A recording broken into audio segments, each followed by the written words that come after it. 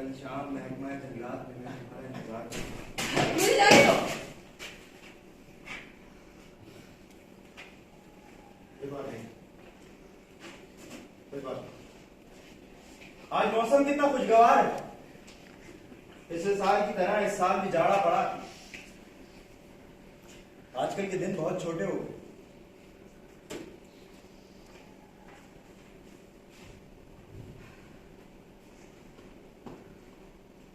हमें आज ही यहाँ से चले जाना चाहिए और आपको भी इस बात की कोशिश करनी चाहिए।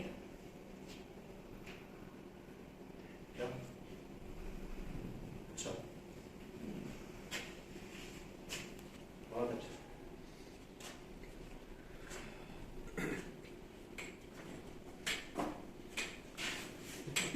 और लोग कहाँ हैं? एक तो मुझे इस घर से नफरत है।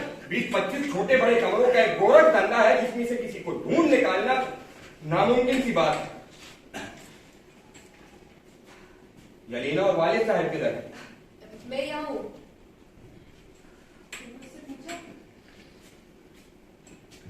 तुम्हारे ये हाल क्यों हो रहे? कहाँ क्यों रही हो?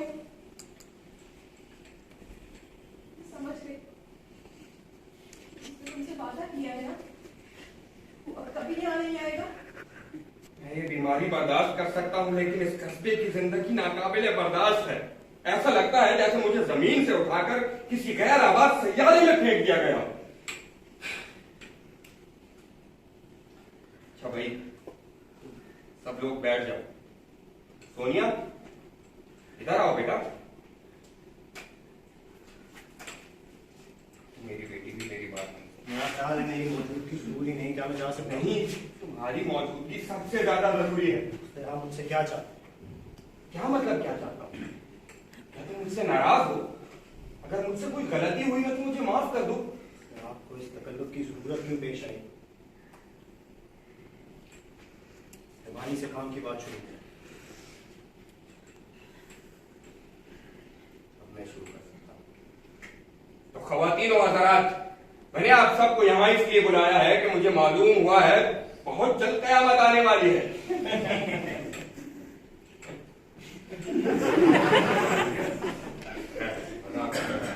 मैंने आप सबको यहाँ इसलिए बुलाया है कि मैं एक अहम मसले पर आप सबकी राय लेना चाहता हूँ। आप सब लोग जानते हैं कि मैं एक इल्मी आदमी हूँ और मेरी तमाम जिंदगी पढ़ने लिखने की नजर हूँ। अमली जिंदगी से मेरा ज्यादा सरोकार नहीं रहा, इसलिए इस मैदान में मेरा तजुर्बा महदूद है। मुझे उन लोगों के मशवरे की जरूरत है जो इस मैदान में ज्यादा तजुर्बा रखते हैं, जैसे कि वालिद साहब या बानिया और टलीगढ़ मुझे इस सिलसिले में मुफीद मशवरा दे सकते हैं। मैं और बर्दाश्त नहीं कर सकता ये कस्बे की जिंदगी। मुझे कुछ अहम फैसले लेने पड़ेंगे, जैसे कि मेरी बीवी और बेटी। मुझे अपनी फिक्र नहीं, लेकिन अपने खानदान की बहबूदी को मद्देनजर रखते हुए मुझे कुछ अहम फैसले लेने पड़ेंगे।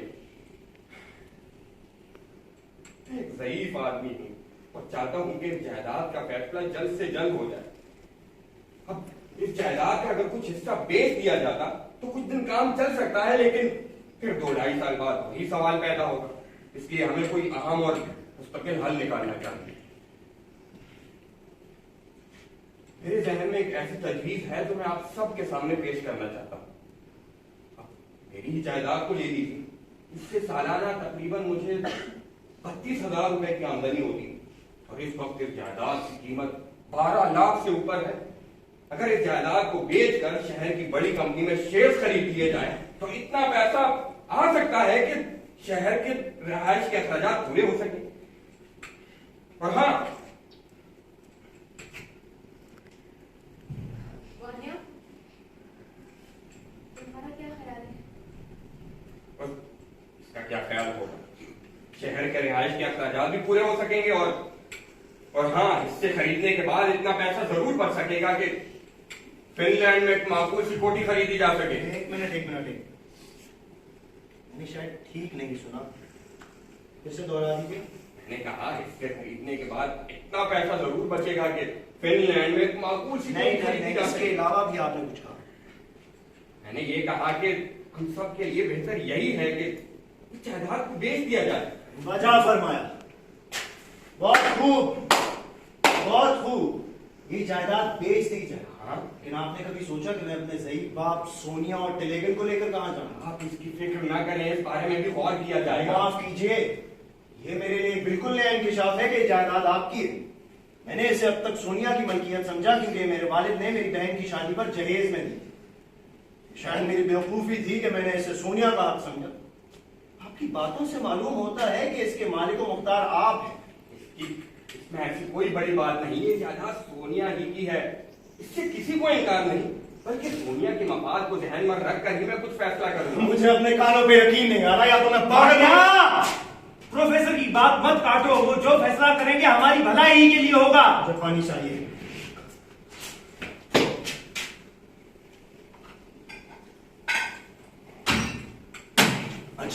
अच्छा तो मैं जो दिल चाहे कीजिए, मैं कुछ नहीं बोलूंगा। भैया मैं सिर्फ अपनी राय दे रहा हूँ, मैंने ये तो नहीं कहा कि मेरा आखिरी फैसला है। वाला मुझे आलमों से हमेशा गहरी अकीदत रही है, इनसे हमारा खानदानी ताल्लुक बहुत गहरा है। आपको शायद मालूम होगा कि मेरे बड़े भाई की बीवी का भाई कॉन्स्टेंटिन है मेरे पास। ये फजूल बातें भी रहने दीजिए, हम कारोबारी बातें कर रहे हैं। आप इन्हीं से पूछिए, उन्हीं के चचा के जरिए हमने जायदाद खरीदी थी। मैं इनसे क्यों पूछूं जबकि मैं खुद सब जानता हूँ। ये जायदाद 80,000 रुपए में खरीदी गई थी, जिसकी 50,000 रुपए अदायगी हो चुकी थी और बाकी का रुपया मैंने दिन रात काम करके किश्तवार अदा किया। दूसरे मेरे वालिद के लिए जायदाद खरीदना नामुमकिन होता अगर मैं अपनी प्यारी बहन की खातिर अपने हिस्से से दस्तबरदार न होता।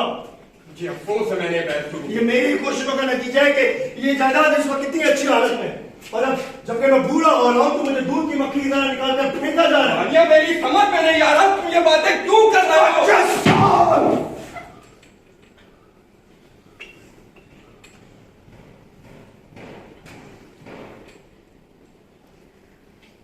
25 साल से मैं जायदाद का इंतजाम करता हूँ, तुम्हें ज्यादा से ज्यादा रुपया वसूल करके भेजता हूँ।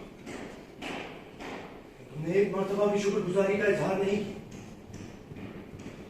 मैंने एक काम शुरू किया, तुम मुझे 800 रुपए सालाना मुआवजा देते रहे हो, तुमने एक पैसे का इजाफा नहीं किया।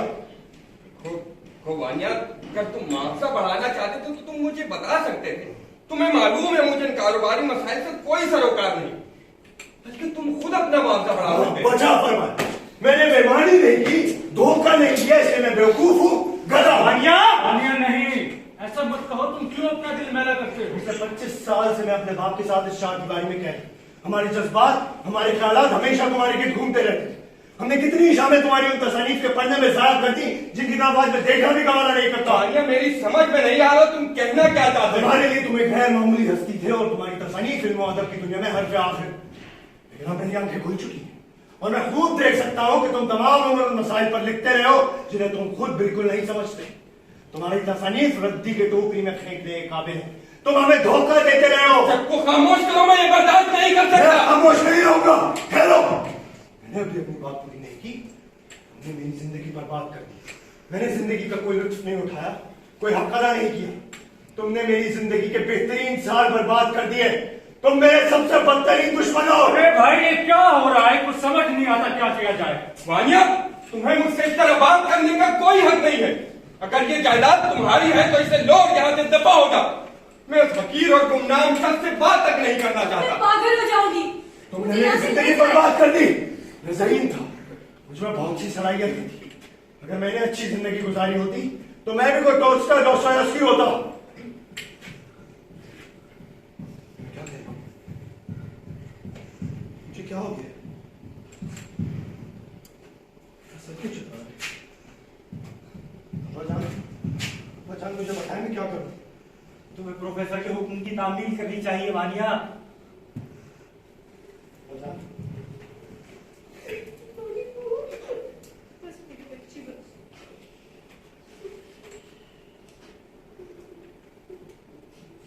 मुझे मालूम है कि मुझे क्या करना है।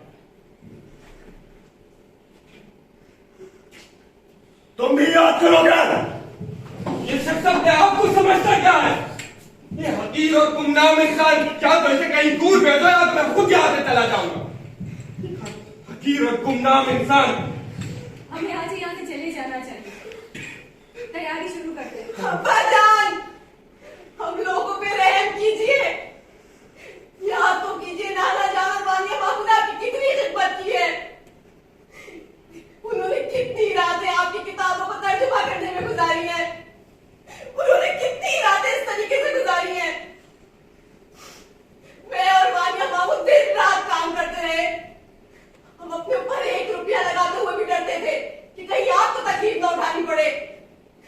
किसी पर बाढ़ नहीं रहे, हमने अपने खून पसीने की रोटी खाई है।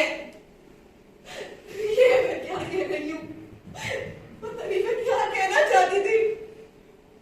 अब्बा जान, खुदा के लिए हमें समझने की कोशिश कीजिए, हम सब लोगों पर रहम कीजिए।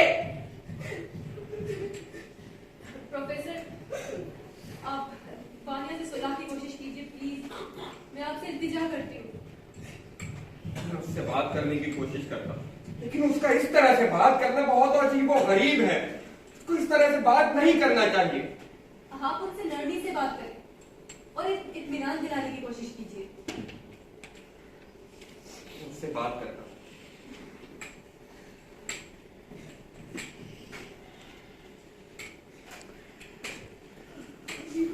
बस मेरी बच्ची, ये लोग लड़के खुद ही यहाँ से चले जाएंगे, तुम परेशान मत हो, बस तो काम लेंगे, बस बस मेरा बच्चा, बस।